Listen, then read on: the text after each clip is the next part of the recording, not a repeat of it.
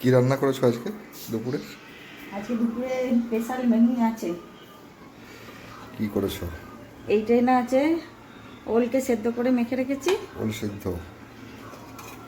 আর এখানে আছে ভেন্ডি আলু ভাজা। ভেন্ডি আলু ভাজা। আর আজকে টপার চিংড়ি মাছের ঝাল, চিংড়ি মাছের ঝাল। পেঁয়াজ রসুন দিয়ে আজ করেছি। তো ভালোই খাবো।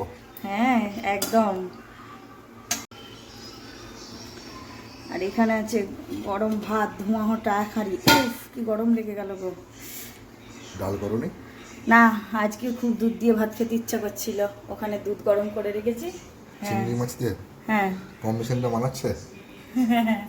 দুধ দিয়ে ভাত খেতে ইচ্ছা করছিল তো ওই জন্য। ঠিক আছে, চলো তাই হোক।